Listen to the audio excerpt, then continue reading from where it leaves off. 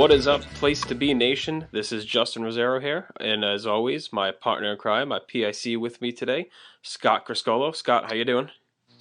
Evening, Mr. Rosero. Good to talk to you as always. Yes. So we had to call this emergency podcast meeting due to the ginormous news that broke 2 nights ago on Raw. Of course, The Rock has returned to the WWE rather, for the first time in quite a while. He's made a few video appearances, but hasn't appeared live on TV since 2005, I believe, and he hasn't wrestled since 2004. So I think it was '04. I think the last time he was live, I was trying to think of this today. I think the last time he was live was when he came out to help with the Diva search when Raw was in Miami and he did the whole pie eating contest. He came out with his white wife beater. I think there was one other time where he beat the crap out of La Rez. I think that was '05. I think he came out. That's right. Didn't he come out and he beat up Coach? Yeah, something along those lines. I'm pretty sure it was '05 was his last live appearance. And then he's been on, via tape a few times. Yeah, he's done like 2 or 3 video things. But So also with us today is our longtime, dear, close personal friend. And he is here to help us talk a little bit about wrestling. And also here to help eulogize one of the great television characters of all time. But we'll get into that a little bit later. And that is my man, Matt Rotella. Matt, thanks for joining us. Thanks for having me. Would you just smoke a pack of Marlboro Reds or what? My lord. My voice is going. I'll say. All right, and you can get used to him, Matt. And after he gargles, you will be hearing a lot of him in the coming weeks. He is one of our top college basketball experts, so you'll be hearing a lot of Matt during. We might do a cast previewing the Big East tournament, some of the conference tournaments, and we will definitely be doing a cast right after Selection Sunday when the brackets come out, and we talk about the 2011 NCAA tournament. But that's looking a little bit far ahead. But I just want to let you know that Matt is one of our good friends and place to beers. And once he cleans the frog out of his throat, then he will be a permanent fixture here. You're lucky if you understand me at all. Yeah, that is true. You do sometimes speak another language. So it's better than usually having your throat. So yeah. So all right, well, let's talk about the great one, huh? All right, yeah, he's back, and it's funny because it's one of those things where I think everyone expected it and kind of had a feeling it was going to be him, but they threw just enough curveballs out there throughout the week to make you think maybe it wouldn't be. And one of those was actually leaked, came out today, was leaked by Vince himself. He put the rumor out there, or had his minions put the rumor out there that it was going to be Bob Barker. So that's where that rumor came from, apparently, and it helped kind of throw everyone off the scent. And then, of course, they did the little shot with the lady's legs come out of the limo right before The Rock came out. But if anyone did remember, the week before when Vince was making his announcement, he did say he and him a few times. So it was kind of obvious that maybe the woman was a swerve, but you didn't know for sure. So it was well done. I thought they did a good job. Yeah, I think the Bob Barker thing was a legit swerve because he is supposed to be there, I believe, somewhere at WrestleMania. April 3rd in Atlanta. We're not sure what, but obviously it's not going to be that big a deal. I mean, it'll be a big deal, but not obviously like hosting. And I think that would have. I don't say it would have bombed. I mean, the fans like him, but I don't know if Bob Barker can a 2-hour Raw is one thing, but a 3.5 or 4-hour pay-per-view of that huge proportion probably wouldn't fly. What do you think, Matt? Barker. Well, are you awake? What's going on over there? Bob's awesome. He was going on and on about something. I have no idea what the hell he was talking about. But anyway, Rock is it's a big deal. I mean, this is a big deal because the card, at least the card in our head, is I don't want to say it's not great, but it's probably a little bland. At least rumors. So this definitely snazzes at least the package. Well, it's funny too how. It's like at this point it can really go one way or the other. I mean, if Rock is going to wrestle and he's going to wrestle Cena, this becomes a must-see WrestleMania immediately. Especially then if you also toss in the Triple H Undertaker rumored match with Shawn involved there. This automatically becomes a big-time card. Now, if Rock is just going to host and maybe drop a Rock bottom here or there and we still get Cena Miz and, then the card becomes a little bit more, well, it could still be good, but it's not, must-see. I think Rock really... and with that return and that pop and the reaction across the internet, he really has solidified himself as maybe passing Austin, I think, to be honest with you. I don't know if Austin gets Yeah, I know he's been back me a few more times than Rock has, but I don't think he gets the reaction around the country that Rock got for returning. So I think Rock maybe in some people's minds, and maybe I think even in mine, he's right up there with Hogan now as number two. I personally don't think that. I think you kind of threw a very philosophical question out there. I wasn't expecting to go this deep into the history books, but for me personally, I love Rock. I always will. For a couple of reasons. Number one, he was a much better wrestler than anybody ever gave him credit for. And number two, you know, just like Hogan needed Piper and Shawn needed Brett, Brett needed Shawn, Austin needed Rock. I still think Steve is the face of the Attitude Era. Well, But he's the face of the Attitude Era, but is he the bigger star? Like to me, I don't. I just don't think he gets that star. He might be a bigger star in wrestling, like hardcore wrestling fans' eyes, but as far as like mainstream mega star, like it's Hogan, and then I think it's Rock. I really do. I don't see Austin having moved the numbers and moved reaction and crashed Twitter and had people tuning in. And apparently the overrun was humongous on Monday. I don't have the number in front of me. I know Raw itself only got like a 3-1, but the overrun was supposedly pretty large. So um, I don't know. I think Rock really solidified a big part of his legacy on Monday night. I think one of the reasons is I think Rock coming out now I think he's now forgiven because I think he was because every time that he was on these video shots, whether it was Raw 15 or one of these other things, he got decent boos, and I think it's because a lot of people thought he took his past and flushed it on the toilet. Now I think just seeing him Monday night I think was a big deal, but at the same time I think it was more of I think the fans forgave him and I think they believe him when he said I'm not going anywhere or whatever he said. I'm not leaving or Mm-hmm. whatever he said. The question is he? When I see it, What's that? I'll believe it when I see it. I don't see him staying past WrestleMania right now. If he comes back after WrestleMania, then I'll believe he's back for good. But until then, he's just a WrestleMania appearance. I think a lot of people are thinking that way, and that's not necessarily a bad thing. But and I don't think he's going to be an everyday character like Cena or Orton or Miz or anything No, like that. definitely not. But although let's be honest, he looks pretty good. I Oh mean, yeah. I texted you when it happened. He's definitely back to his like 99, 2000, 2001 look. He definitely put the like 45 pounds of muscle that he kind of trimmed down the last couple of years to do movies. He looks, to be honest with you, at one point when they show the back of him, he looked like Batista. Does he have any more movies in the works? Is he signed for any more? I know he's got the Fast and the Furious out or coming out, but is there any more that he's filming, or is he free? I know he's out of the Disney contract, but are there any other Um, ones he's got lined up, or is this done? I mean, because you kind of wonder if it's like kind of like a Ken Shamrock thing. I was actually talking to our good friend Jim about this last night. Is it one of those things where he's thinking, you know what, I'm getting up there in age. I may not have many more years to come back and do what I love. Should I go out there for a couple more years, just throw it all out, let's get going, and then he can always go back to Hollywood? I don't know. I'm just speculating, but could it be something where he thinks maybe he has like a 2-year run left in him just to come out and he's definitely seems like one of those guys that once he catches the bug, it's hard for him to give it up. So maybe a reaction like that on Monday, he saw the way people are, getting off on this whole Cena feud. Maybe it's too much for him to resist. yeah, I think that he'll probably not. I think just to stay fresh, I don't think they'll. Even if he wants to, I think they'll keep him back and forth for a little while. I'm sure he'll get a spike for SummerSlam, maybe even Survivor Series because Survivor Series is at the Garden. So I think that he'll be consistent, but he won't be a roster guy. What do you think? Um, I he is doing some more movies coming up, and I don't see him being a full time character as everyone said. I don't actually see him coming back to at least SummerSlam, if that. I agree. I think it all depends on what happens with Cena. Now, obviously, one of the things that people most are talking about with this appearance is he opened up his cheeks and he dumped the big one, a big steamer all over Cena in Mm-hmm. on that appearance. I mean, he said he fell out of Barney's ass, and he says he's playing peekaboo, and Rock pretty much said out loud what every 18 to 35-year-old wrestling male thinks every time they go to a live show. In essence, is what they did. And the question is, Mr. Azzaro, is this indeed the genesis of the John Cena heel turn. Well, here's the problem I have. First of all, if Rock isn't staying around, or if he isn't wrestling Cena, why do you have him go out on TV and crap all over your main guy?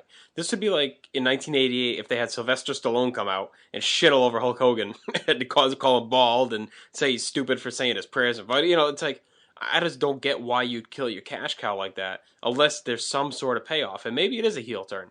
But the problem is if Rock's not staying around as your top face, who is? If Cena turns heel, who's going to fill that void?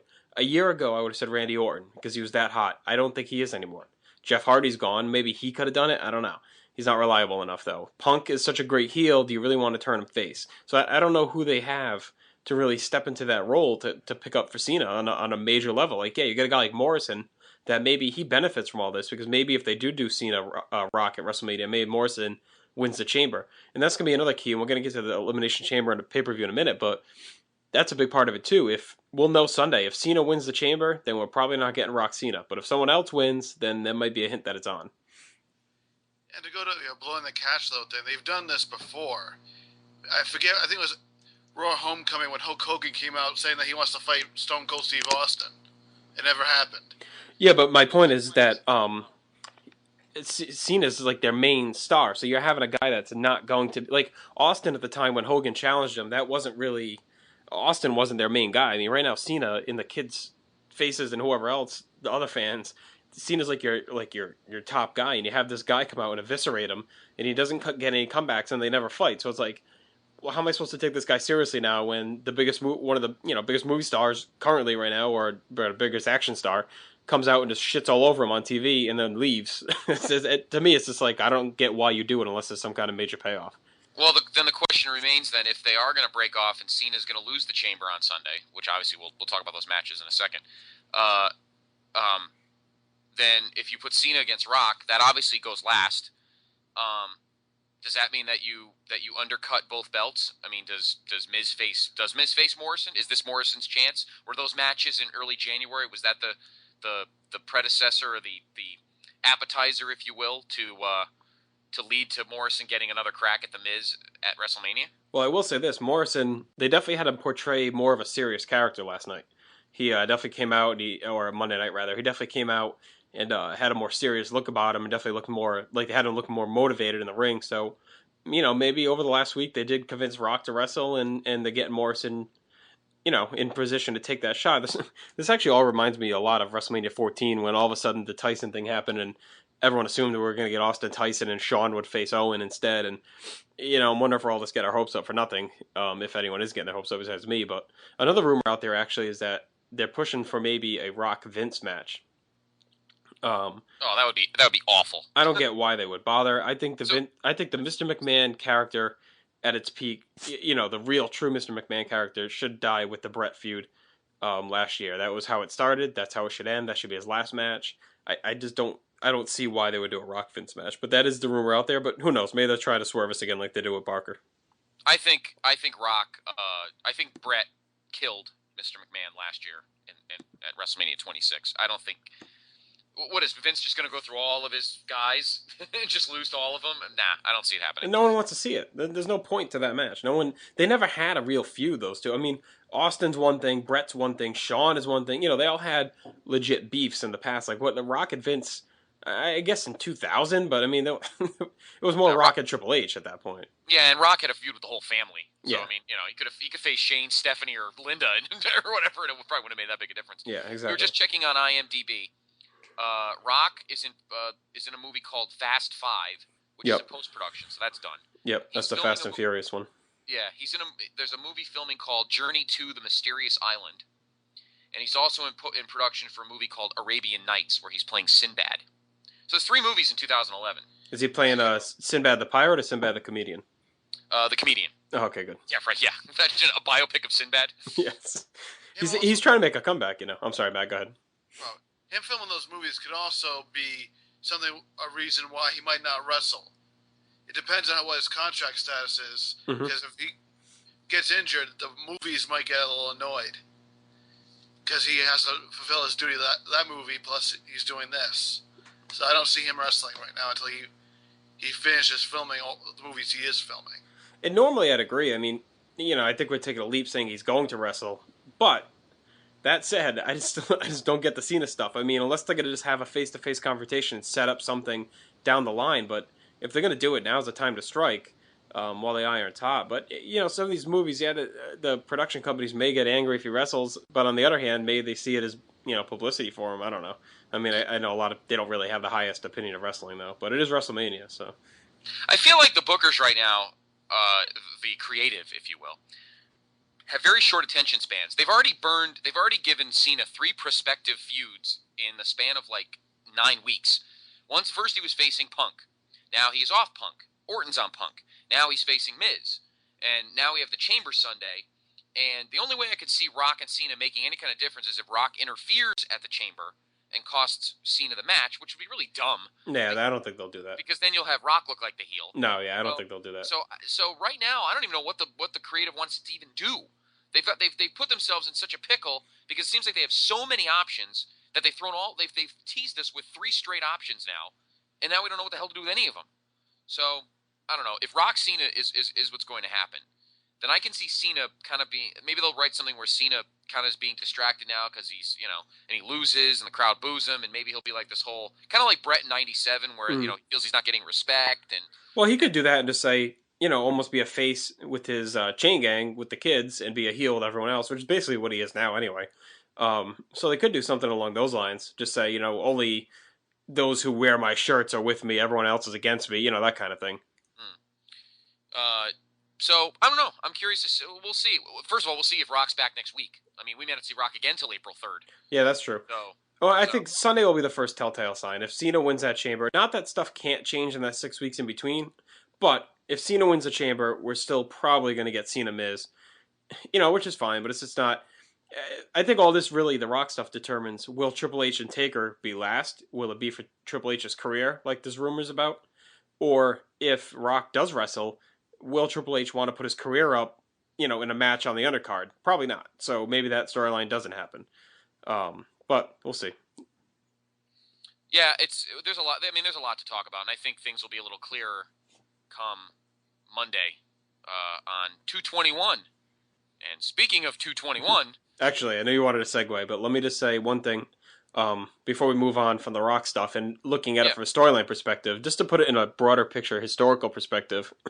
Where does this rank as far? I posted this on our board. Where does this rank as far as like all-time great promos and moments? I mean, it's got to be up there, right? It's probably the best Raw moment. The Nexus beatdown in June was a tremendous moment. This obviously, I think, of my eyes trumps that. When was the last great moment like this, and where does this rank in history of WWF, WWE moments? I mean, I think it's up there. Now you're talking about anything. You're not categorizing anything specific, promo, match. You mean anything? Just anything on camera? Well, I guess you got to go promo. I mean, moment. In the moment, like whatever, Flair's farewell. Flair's farewell. Austin. Flair's farewell gives me tingles, and I have to say, Shawn and Brett in the ring last year. It's going to be kind of hard just from an emotional viewpoint to trump that. It's in the top 5. I think this passes that. I mean, just between the delivery, the reaction, and the shock coming out of nowhere, and the real feel behind it, the legit feel, like it felt like he was really talking about legit heat, the way he came out firing, on Cena out of not out of nowhere, but. Cena's talk shit about him in interviews and stuff, but on TV out of nowhere. And to me, it's up there with the Tyson Austin moment. That's probably, one of the top few as well. But I think it's definitely just historically one of those moments where, like, years from now, you look back and say, wow, what a freaking promo that was. One of my favorite promos, probably the last one I can remember that had at least either major pop or heat, was when Shawn Michaels was in Montreal during that whole Hulk Hogan feud. The crowd was going nuts during that whole period. If you take a look at it, it was definitely one of the best promos I've seen in a long time. Yeah, that was another great one. Right, you're right. That was because that was just like Shawn taking us back to his glory days. And well, I mean, if you want to talk about over time historically, I mean, Jericho's debut in '99, his re-debut in '07, it wasn't bad either. Yeah. That '07 one, I think. There was so much hype for that return, and I just hated him when he came back. I hated that face character. I thought he was lame. I thought he was trying too hard, and you could even see it in him at that time. I thought like even he could tell that he needed a heel turn badly because it just was not working. I thought. It's kind of like Triple H in '02, you know. Oh, Triple H coming back at the Garden in '02. That was pretty hot. I mean, Yeah, that was another great moment. you know, that was pretty good. There's a lot of them. Go to our board, but Bigelow34 proboards.com and take a look at it. And or you know, you can email us place to be podcast at gmail.com. Mm-hmm. Give us your opinions and your moments. Maybe it's one that none of us saw. Maybe there's something at a house show you saw a long time ago that no one else saw. You know, maybe you were at Madison Square Garden for the curtain call. You know, that might have been something. You know, because that's kayfabe. I mean, back then, what the hell was going on? You know, all these guys hugging each other, and I thought they were supposed to hate each other. I mean, I've never met somebody who actually was at the Garden for the curtain call. I've always been curious as to what their thoughts were. Mm. You know, seeing Triple H hugging Shawn, you know, what the hell's going on here? And you know, but there's a lot of them. I mean, he really brought something special, and I think a lot of it had to do with forgiving him for coming back and leaving and kind of feeling like I think a lot of people hated his appearance at the Hall of Fame because he acted so like, yeah, I kind of used to work here, and hey Mick, what's going on? Hey, and he was so like aloof. Yeah, I think a lot of people wanted to punch him in the face, and I think a lot of fans have kind of forgiven him for that. Mm-hmm. So, but that it definitely. I mean, I watched it like 3 times over. But the other thing is, you know, he crapped all over Miz too, and of course, as usual, ripped Michael Cole, which that's I think it's fine though. Really easy. See, there's a difference for me between ripping on Miz and Cena because Miz is a heel and everyone rips on him, and like to me that's fine. He's not the main. You know, he's got the potential to be the main guy, but he's not. Cena is he's their Hogan. I know he's not anywhere near Hogan's level, but he's the Hogan of today, and I just don't think you would have ever seen this back then unless it was building to something. To me, that just reeked of something that was building to something else. But we'll see. And while you're also giving out plugs to the board and the email, we also have a Facebook page set up by our producer and leader of our fan club, Derek. Set up our Facebook page. If you just search for president of our fan club. If you I hope he doesn't pull a Selena on you and I. Oh God, who knows? He wanted to do it. Yeah, he's working on a little opening musical montage for us as well. So, but really? Yeah. But you can visit us on Facebook at the Place to Be Podcast. To search that, you can like that page and you can post there too. So if you have any ideas or you want to get in on this discussion, post there or email us. So we'll definitely read your feedback on air. Definitely. Yes. So but as your beautiful transition before, let's talk a little bit. Oh, actually, let's do the pay-per-view first, then we'll move on to Raw. Then sure, no problem. Let's. So of course the pay-per-view is Elimination Chamber, the artist formerly known as No Way Out. Mm-hmm. Which let me ask you something, Justin. And Matt, I want your input on this too. I was talking to one of our good friends, another board member, Johnny Reckless, who you will get to know as well here at the Place to Be. And he said to me, No Way Out kind of implies the Elimination Chamber anyway. Yes. So why don't they just keep that title? I don't get it. Yeah, I think that was exactly what I was going to say when you first got on this topic, and then I think Johnny's nailed it. Like, No Way Out makes perfect sense for guys being trapped in a cage. I guess it just comes back to they thought these things would sell better if the name of the match was the name of the show. That's all I can think of. I hate all these gimmick names. I hate the Hell in a Cell. That doesn't make much sense to me as a pay-per-view name, or even the TLC. But I wish they kept No Way Out. At least it would have sounded semi-normal. I'm sorry, I can't stop laughing at your voice. You sound like Luca Brasi. Might as well have a fork in my hand right now. You're definitely living up to the Matty Ice name today, that's for sure. But of course, no, it's okay. Good. I was gonna say, the other thing that bothers me too with a lot of these pay-per-views, when they have a set one where like Hell in a Cell's October, instead of a feud building to a logical Hell in a Cell match, now you know it's whoever's feuding is going to be put in the cell. Like the cell or a cage used to be a culmination of a hot feud that was the next place to go, and now it's like, oh, Hell in a Cell is coming up, so whoever's currently feuding needs to go fight in the cell. You know, it's backwards. At least you get rid of VCW. Didn't have like a couple mid-carders battling in a Hell in a Cell, which really didn't make too much sense. Yeah, that's it. Yeah, and I never liked the whole concept of having all these Hell in a Cells and TLC's all in one match anyway. I was not a big fan anyway. But all right, well, the Elimination Chamber is coming up this Sunday from the Oracle Arena in Oakland, California. I believe this is Oakland's first pay-per-view. I'm a big junkie about pay-per-view sites, and I'm always curious to see how many times they can, how many places they've gone to, and Yeah, I think so. I think you're right. I don't think Oakland's ever had a show. The closest would be San Francisco for No Way Out '04. well, four at the Cal Palace. That's the closest I think in Northern California. Well, Fresno, or is it Fresno in the south? I don't know. I don't know California that well. I don't know where Fresno is. Is that in the south? Is that near LA? I don't know. No, I think it's further north. Yeah, so and Fresno's had what 4 pay-per-views I think or something like that. So I always laugh at the about the Cow Palace. There was a show I think in '90, maybe that WrestleMania Road to WrestleMania special in '90, and they had a match at the Cow Palace, and there was this fat woman in the crowd, and Jesse just kept laughing. He's like, "Well, now we know why they call it the Cow Palace." Oh my god, that was probably when he was on his way out. He was so great. He figured out what the hell. There's 3 matches at the moment, although I think, let me double check our good friends from Lords of Pain. Yeah, there's a 4th one that was added. I think they added a 4th one. Let me check. New match added to. It's probably Del Rio and. Yeah, it is. It was Del added. Rio and Kofi, probably, right? Yep. I'm assuming that's what it is. You'll probably see a women's match added in there where Eve Torres faces some stiff. Yeah, I'm really disappointed in Probably the Bella Twins. Why? You know, when the whole thing about Alberto Del Rio threatening to leave if he didn't get moved up from Tampa, that's one thing because the guy's a legit wrestler. But when the Bella Twins threatened, why didn't you just fire them? Yeah, they suck. I like Eve though. You guys got a problem with Eve? What's going on with that?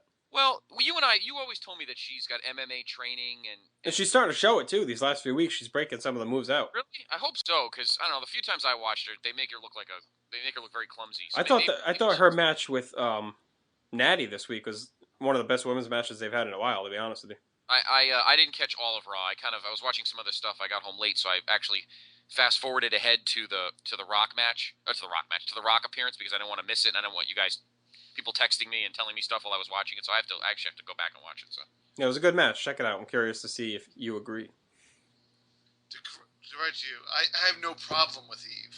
It's more that the wrestlers they use all the wrestlers, women wrestlers who have no wrestling ability whatsoever, and then they put them in these big spots. Like the Bella Twins have been all over the place lately. Mm-hmm. I can't stand them. They're almost on hardcore Holly hate with me. Oh God. We need Donna Christianella in her old woman bathing suit back on. And Judy Martin. That was some glamour girl action. Well, I'll have to go to the trailer park in Opelika, Tennessee, or wherever the hell. I hope you know that, Matt, for your bachelor party. That's where we're headed, to the '80s women's wrestling strip club. So Donna Costello, yes. Judy, Velvet McIntyre's going to give you a lap dance. Judy Martin. If Bill Lacano was there, I'm in. You don't want her sitting on your lap; she'll kill you. I want her to flap her hair. And then we'll have Macho Man there. So you boom naka no. He just said he wants to flap her hair against him. Why did we fight you? Oh God! All right, let's get some semblance of order. Yeah, the thing is harder than a man. All right, that's enough. I don't want to know what's hard and what's not over there. So let's move on. Yeah. We got 4 matches so far. We'll go through quick, and just it's a quick card as of right now. So let's talk about these matches, shall we? Yes, we'll talk about these matches. Talk about these matches. So we have Miz and Jerry Lawler receiving his first World Heavyweight Championship pay-per-view match. He's been around since '93. I think this is a pretty good storyline, and I think it'll be even better if it ends with the King retiring, which I'm hoping is where they're headed. I think there's rumors I've been seeing that Lawler's going to come close, obviously. I have a feeling this is not going to be a bad match at all. No, I don't think so. You know King will bring it. King will bring it. And Miz is at the top right now. I have a feeling that Miz is going to win, obviously. And I think A-Rai will get himself involved somehow, Alex Riley. And there was rumored to be a tag match at WrestleMania. Cole and Alex Riley against Lawler and Daniel Bryan.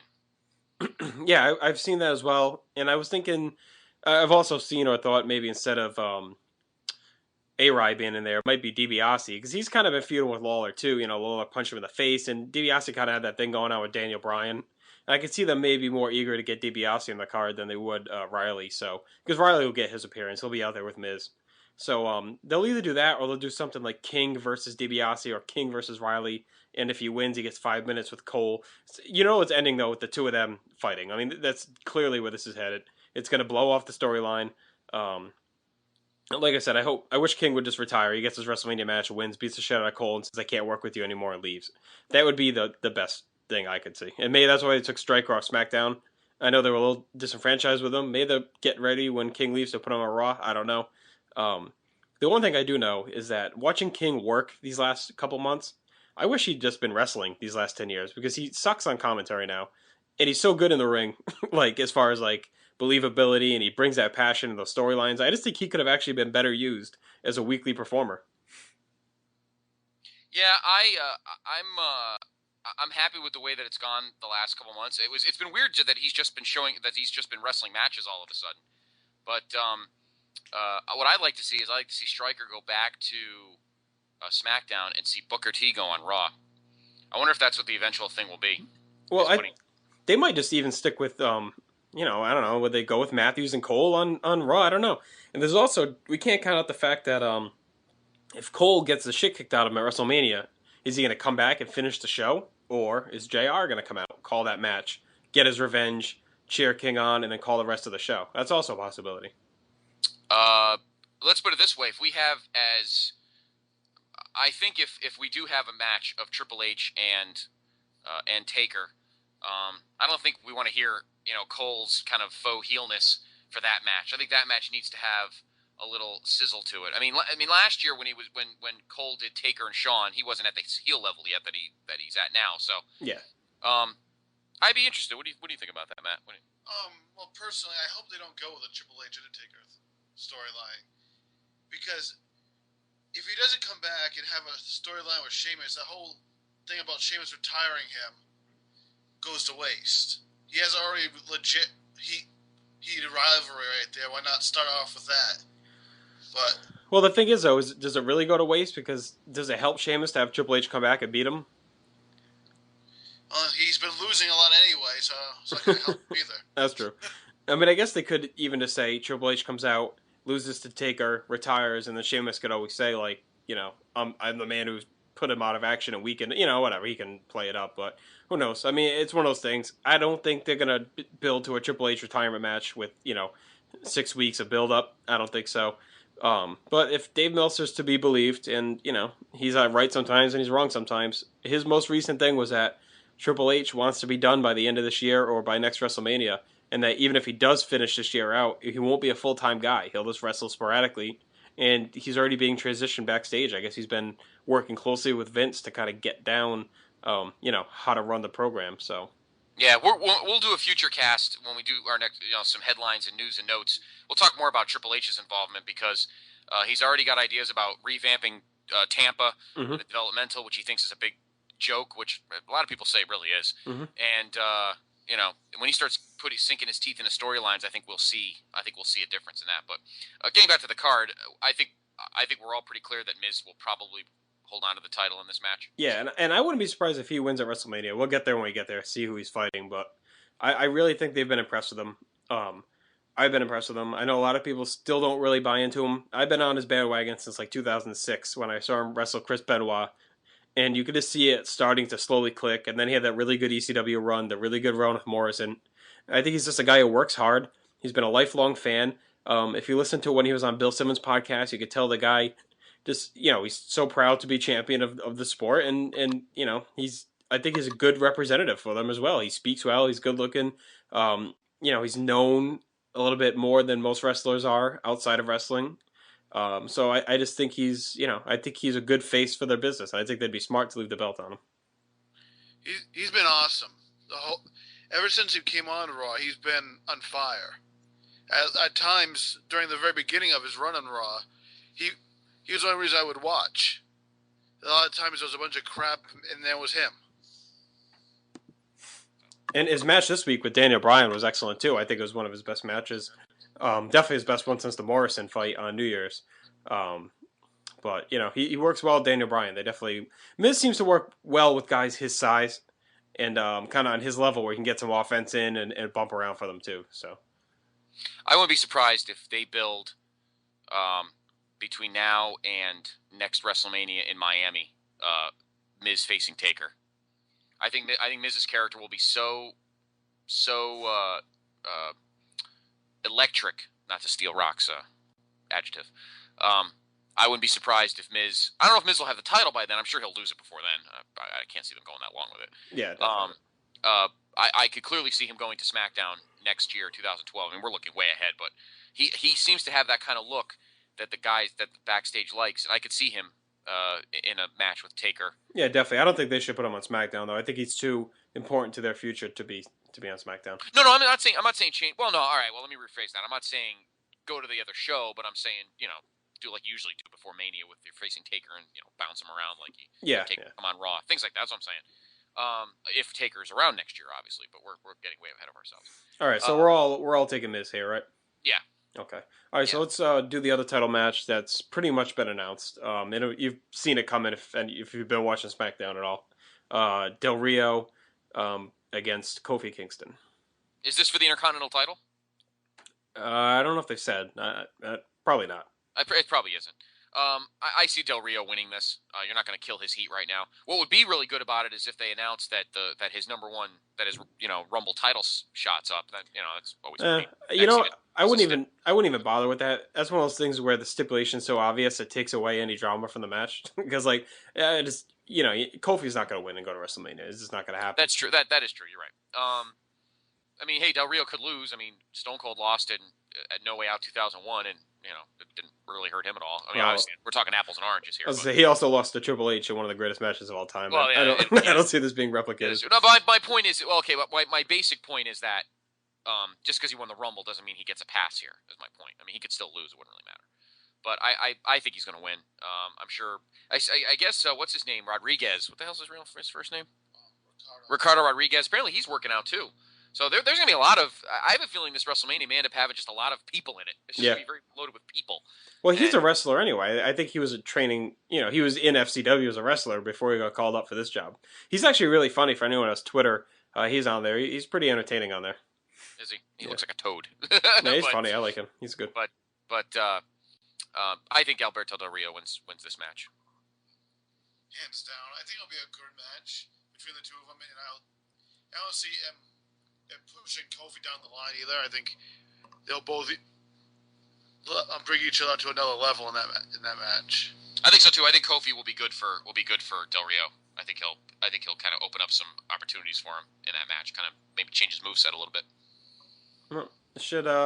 I think Del Rio definitely will win. I think it'll be a solid match, and he'll keep his hot streak going to WrestleMania. So let's just hit these chambers really quick. We have the SmackDown chamber, and we're gonna go ahead and spoil. We're gonna spoil SmackDown for you. Edge actually gets stripped of his title. They give it to Dolph Ziggler. Teddy Long does, or Vicky does rather. Teddy Long comes back and makes a rematch for that night. Edge beats Dolph, wins the title back, and Teddy fires Dolph, so he's out of the chamber now. So now there's a mystery spot. The other 5 spots are Edge, Kane, Drew McIntyre, Wade Barrett, and Ray. So there's one spot open. I guess we'll pick a winner who I think obviously would be Edge because I think, they put too much work into Edge and Del Rio. And secondly, anyone you think would be in that spot? Well, first off, does this mean Edge now has another title, like another title under I think his so. Titles? Yeah. So what's that give him now, like 10? Yeah, it's ridiculous. Yeah, he's almost at that Triple H realm. I think overall, if you count everything he's ever won, I think he's over 40 or 35 or something. Yeah, he's like Jerry Lawler, USWA levels right now. Yeah, he's in the mid-30s. Edge is definitely going to win this match. As for the spot, I don't know. Do you see Taker going in there, or because of the 221? No way. Yeah, no, they're not gonna. They put so much build up into 221. I can't imagine he'll just pop up in the chamber and lose. I think Ziggler will still be in there. I think somehow Vicky will swerve it in and with a Vince McMahon or something. Something's gonna happen, and I think Ziggler will still be in there. It's definitely possible. I mean, I don't know who else outside of maybe Christian returning. I don't know if he's ready to return or not. He's not coming back until June. Interesting. Maybe they'll put someone from the core in there. Another person from the core, the team with Wade Barrett. Yeah, that's possible too. And, I can see Justin Gabriel going in there, pulling up some kind of crazy move off one of the glass chambers or something. I could see that happening. Cody Rhodes is the other possibility. Because there are a lot of rumors that Ray wants to face him at WrestleMania, and Ray kind of knows he's on borrowed time, and he said he really likes Cody and wants to help make him a star. So don't be surprised me if Cody gets his way into this match and then takes out Ray to set up a WrestleMania fight. It's entirely possible. Let's put it this way: I don't think the extra spot's going to affect the match at all. I think Edge is going to win it anyway. I'm sure Del Rio will come in after the match and beat the hell out of him or something. But curious what Wade Barrett's participation is, because here's a guy who, there's a lot of options apparently for him at Mania. I'm sure they're going to do a Core versus a Nexus match. He's just another guy I don't think the writers know what to do with. Yeah, I agree. One week he's on Raw, then inexplicably now he's on SmackDown. They had no reason for it. They didn't trade him. They didn't say he went on the free agent list and went over there. What the heck is he doing over there? Yeah, they didn't do their usual gap fillers of trades and all that kind of stuff. So because nobody came over to Raw, nobody came over to Raw to replace him. So, but yeah, I think Edge wins this one. I think Edge wins it to keep the Del Rio. I think it'll be pretty bloody though. I think someone's going to get busted open. I think Drew McIntyre might connect with Barrett. Maybe they'll have like some Northern European thing going on. I don't know. Well, the Chambers have been good since they've made this pay-per-view Chamber centric. There really hasn't been a bad one. They're all usually delivered, so something to look forward to. And also on the Raw side now, we got that Chamber is for the number one contender slot, obviously, to determine who'll fight The Miz. We got Cena, Orton, Punk, Sheamus, Morrison, and R-Truth. Basically the 6 guys that have kind of been, on top of Raw along with Miz over the last few months. Obviously the pick you'd think would be Cena. If if Rock isn't wrestling, you got to go with Cena Miz. If Rock and Cena are going to wrestle, I say Morrison wins, and they go with the Miz Morrison match to kind of steady the undercard. Sad to say since it's a title match, but that's how I see it going. Yeah,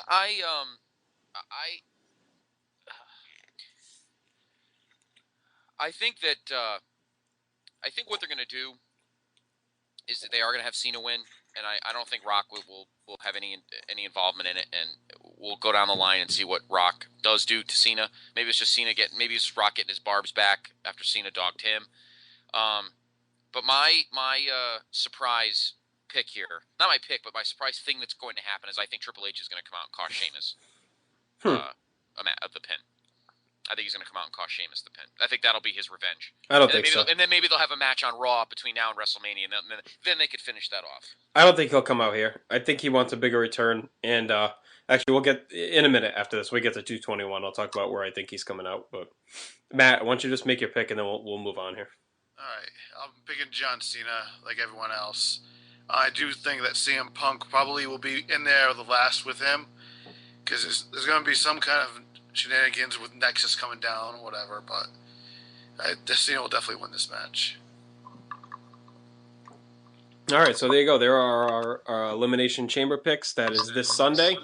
And now let's move on quickly to Raw the next night, the big 221-11 that we've been looking forward to for the last few weeks since those vignettes started airing. First, of course, everybody thought it was Sting. Everyone got all excited.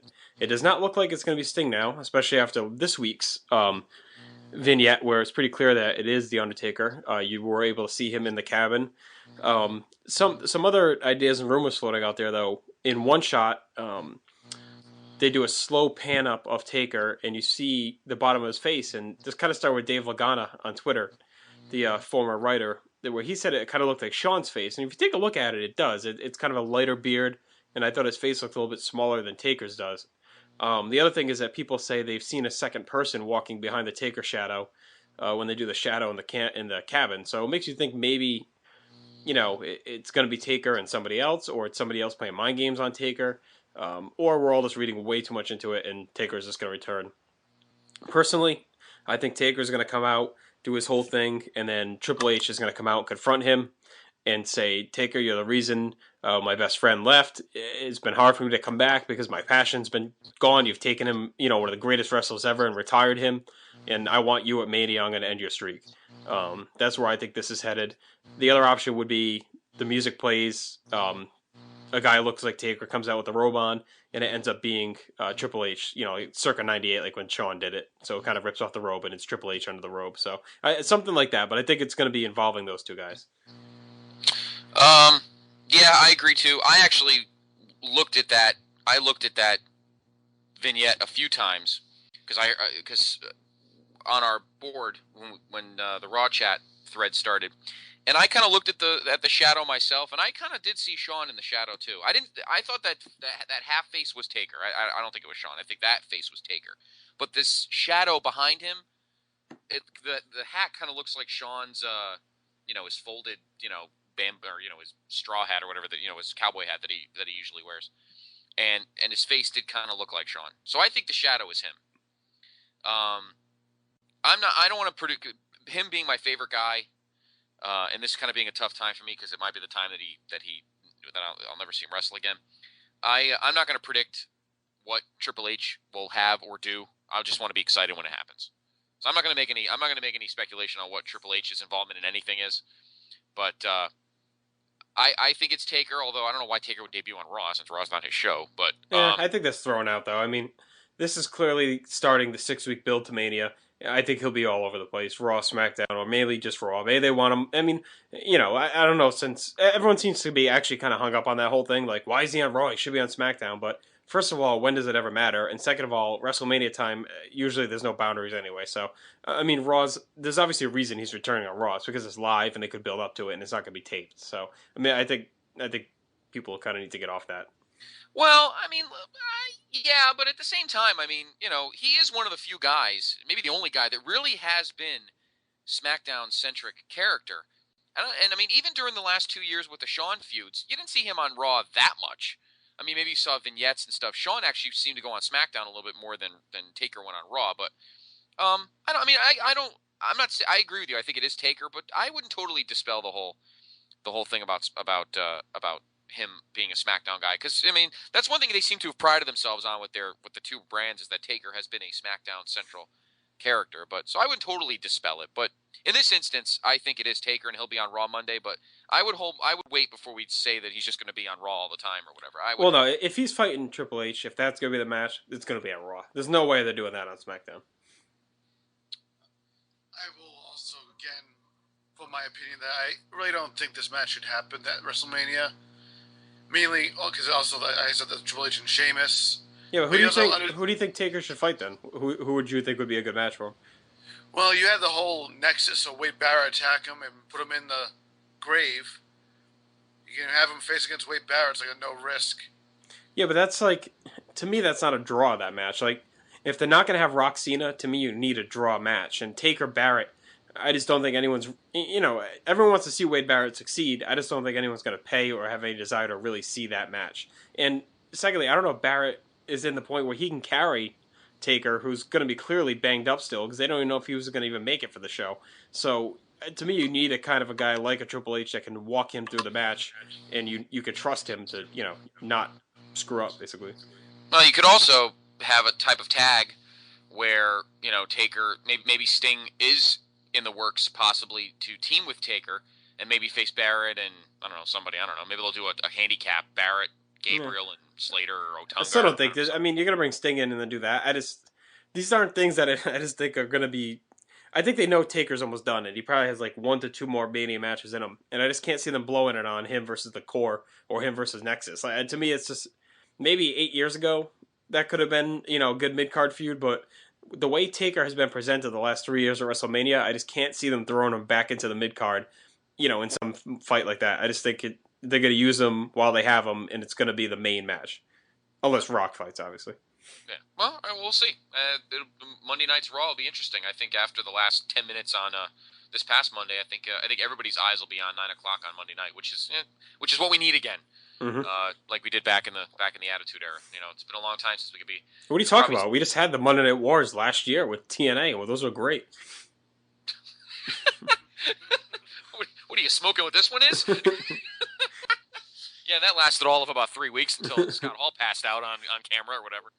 So there's our Scott Hall is a great moment. So there's our picks, and we'll talk about it in the coming weeks as we prepare for WrestleMania 27. Wow, 27. The other thing with Triple H is you can say, it's the 10-year anniversary of their last fight, so they can kind of Yeah, play and that up. that's a very underrated match. A lot of people crap on that match, but I think it's one of Taker's best and certainly one of Triple H's best. Yeah, That's not that was a great match. I probably don't a lot of I don't see too many people crap on it actually. A lot of people crap on the that bump off the camera well there. off the camera stanchion. Yeah. Um, so there you go. That is your Elimination Chamber picks, brought to you right here by the place to be, and it is this Sunday from the Oracle Arena, home of the Warriors, in Oakland, California. The last step on the road to WrestleMania. It's almost like the Raw the next night almost has as much. It's like skipping the '91 Survivor Series to get to this Tuesday in Texas. Mm-hmm. It's almost like let's skip the Chamber because every match seems fairly predictable to get to the Raw the next night. And this is where the real build to start. You get these last 6 weeks. The matches start coming in it clearly, and also we should start getting some more Hall of Fame announcements. I would think starting Monday as well. So. Well, yeah, they've got 7 or 8, probably 6 or 7 slots to fill. Yeah. I mean, there's a lot of guys we've already heard about. Arn Anderson, rumors of the Legion of Doom. Abdullah the Butcher's already been mentioned. Him as House of Ribs and Chinese food, great combination. That's like a House of Pizza and I don't know, Thai food. And apparently he's branching out. So, and it's in Atlanta. That's where the restaurant is. So. Yeah, I think he's pretty much a shoo-in to go in. He just seems like one of the perfect, sixth guy on the docket, kind of open up the show kind of guy. Yeah, exactly. So there's your picks, and we've talked about February 21st, 2/21/11, which we'll see this coming Monday. So we do have time to, unless you wanted to mention. Was there anything else you wanted to mention? Yeah, I think Matty Ice, if he can suck it up and talk normal for a few minutes, and I are going to have a little eulogy session here for one of the great TV characters of all time, and that's Uncle Leo from Seinfeld, passed away today, Len Lesser. He was in a few other shows and movies over the years. He was one of those guys that I think just popped up in a lot of different things, was never really the star. He also had a reoccurring role on Everybody Loves Raymond later in the decade. But I think he's probably best known for his Seinfeld role, at least to, people of our generation and our age group. Of course, he played Jerry's, crazy Jewish uncle, who had the son Jeffrey. Cousin Jeffrey worked in the parks department. He had some great scenes, always kind of going at it with Jerry back and forth. And when Jerry threw away the wallet and the watch, he picked them both up out of the trash, and that caused some problems. And then, not to mention the time where he was stealing books out from the bookstore. Yep, that was that was another time he was stealing the books, and Jerry fingered him and told bookstore security on him. So he definitely had a lot of great scenes, and also the time he opened the package and they thought it was a bomb, but it was really just his oven cleaner exploded or whatever, and it burnt his eyebrows off, and he had to go to the doctor. There's also the time where he wouldn't give his sister Jerry's mom hang on. money. What's going on? What is going on over there? I don't know what he's laughing at. Sorry, the whole story about him stealing books out of the bookstore. I don't know. And Jerry ratting him out. There's a lot of love in that family, huh? Yeah, it was great. I just thought that was... And no, the other thing about the oven cleaner blowing up, I thought that was pretty funny. Yeah. This has come from someone who's not a Seinfeld fan. What's going on? All of a sudden you love all these stories. It's funny. Anytime I go visit you, or I'm at your house, and I never disliked Seinfeld. The humor just never, I never got it. But I don't, I'm not saying it wasn't a bad show. I just, you guys understand that humor a little bit better than I do. But it did seem like I always caught the episodes like Master of My Domain, which everybody laughs at. Obviously, the Soup Nazi. What was the one we watched at your house that time? Oh, the two-parter when Kramer's in L.A. And George is talking to Corbin Bernsen in the bathroom, and George went, and they make fun of him on Jay Leno. I remember that episode's pretty good. But it's the same thing with Curb Your Enthusiasm. I don't watch that show. I have nothing against Larry David, but I always seem to watch it when I'm at your house. And I just love the jet stream of bullshit quote. I think that's one of the greatest HBO show quotes of all time. So, but I just find that funny. You're talking about blowing up the way maybe it's your description. I think it's the way you're describing it's making me laugh. Like it's a serious acts, but yes. But anyway, I was just looking. I went on to IMDb to look up our pal Len Lesser here, and he's pretty much a TV character legend. He's been on all these shows back in the '60s. Red Skelton. He was on The Outer Limits, which is a big sci-fi show back in the day. McHale's Navy, Wild Wild West, Ben Casey, My Favorite Martian. So all the shows you watched in your teens Yes, he was are in the Get Smart, which I watched when I was in my 50s. yeah. He was on the Monkees. Hey, come on, what's wrong with the Monkees? Green Acres. He's been in a few movies. He was Boy on Meets World. Ironside. He was in Boy Meets World apparently as well. Mad About You, All in the Family, some later shows. Yes, Remington Steele, Airwolf. Who didn't watch Airwolf? Except he's just under the name Villain on Airwolf. Caroline in the City, some newer stuff. Obviously, newer compared to the '60s. I mean, 1998. He was in 15 episodes of Seinfeld. See if you guys remember all of them here. He was in The Pony Remark. Yes, that was when Jerry goes to the dinner for his great aunt or something's anniversary, and Jerry makes fun of people who have ponies, and she owned a pony, and then she ends up dying. But Uncle Leo is at the dinner with them, being annoying. Died. Let's see. October 2nd, 1991, The Pen. Yes, of course, that's when Jerry goes out to Florida to visit his parents, and their neighbor, Jack Klompus, gives him the astronaut pen, and Uncle Leo is hanging around there because they're presenting Morty Seinfeld with like a Lifetime Achievement Award or something in the condo. So his name was Jack Klompus? Yeah, Jack Klompus, man. Jack Klompus was the man. He was awesome. Oh, my God. I can't believe his name was Klompus. September 16th, 1992, he was in an episode. There was The Ticket and The Pitch. The one where he wouldn't give his sister Jerry's mother, the one I was mentioning before he asked what was going on over here. he wouldn't give her the winnings that their father had won for the track. Yes, was that the wallet? No, the wallet is the one where Jerry throws away a Velcro wallet his parents bought him because he didn't like the Velcro, and Uncle Leo picks it out of the trash, and it turned out that there was like $100 in there or something his parents had given him as a gift. And also the watch is when Jerry, the watch his parents gave him as a gift, he throws it out because it doesn't work. And then Uncle Leo picks it out of the trash, and they all have dinner, and the parents notice that Leo has the watch on, so kind of goes from there. The glasses, the wife, the pledge drive, the kiss hello, the doodle, the shower head, the package, the bookstore, and then he was in the finale. So. Yeah, one that I actually saw the other night that always makes me laugh too is when Jerry's parents move out of Florida, humiliated, and they go move in with Uncle Leo, and Jerry gets pissed because he doesn't like them being in the same, area code as him because they keep popping by and calling him. So he gets Uncle Leo to break up with his girlfriend, so he'll move back to his apartment, and his parents can move back to Florida. So he has like this lunch with him, and he tells him he's an Adonis, and he should be out, swinging and break up with the girlfriend. So he breaks up with her, and then Jerry's parents don't want to go back to Florida, so they go move in with Jerry instead in his apartment. So then he goes back to Uncle Leo, and he convinces him that he should get back with the girlfriend. And so he starts telling him he's ugly and all this other stuff. And then Leo says she's an anti-Semite, and Jerry's like, "Well, can you blame her? Look at you, that kind of stuff." So it was pretty good. I know way too much Seinfeld. I'm sorry. I actually won a trivia contest in college when the real Kramer, the person that Kramer was modeled after, came. He was like doing a tour around colleges or something. So he came and kind of showed. He basically did like his own reality show thing. Showed us like pictures of who the real places that the show was based off of, and then he did a trivia contest. I can't wait to get you with my best man Dan. That guy knows more about Seinfeld than anyone I know. We'll see. We're gonna have quite the contest. We have to pull all the 30 packs out and start betting beers on these contests. Or... I meant more like a contest like in Seinfeld, but yeah, we can do that too. Okay, fair enough. There's one problem: he doesn't drink, so then he'll have a little issue. Okay, we'll all win.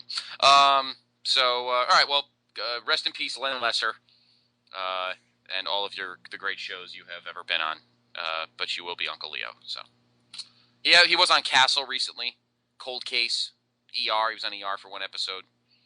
And he was on Just Shoot Me. So he's been on Sabrina the Teenage Witch. He's been all over the place. Yeah, yes. He's definitely just one of those guys they call up when they need a crazy, wacky old guy. He won't be taking calls any longer. No, it's unfortunate. So, anyway, there's our little cast for tonight. Was there anything else we needed? Did you want to say anything? No. No, I think his tank is empty. Well, I don't know. Did you want to touch on Pujols at all? I guess we'll just give an update. Today was the deadline that was supposed to be for his contract with the Cardinals. They didn't reach an agreement, so now it looks like, they're gonna. Pujols has said he will not negotiate during the year. So there's a lot of rumors floating out there. Should the Cardinals trade him? Do they take a chance with him going to free agency? Because a team like the Cubs, who's got the money and would love to stick it to the Cardinals, will be waiting for him. They don't really have a first baseman, so that's a possibility. Or do they pounce now and trade him? While they can still get something for him, or do they just blow him out of the water and give him what he wants? They said the offer they gave him would put him in the top 10 paid players, but when you talk about the best player in baseball, he should be top one or top two, if anything. So I really don't blame him for not, accepting that offer they gave him. I don't see him going anywhere. If the Cardinals just let him go away, let's let him go to some other team, then they deserve what they get. He's going to resign with them. They're going to do everything they can to resign him. I don't see him going anywhere. Well, they haven't yet, though. I mean, what are they waiting for? Like, I guess they kind of insulted him with the offer this time.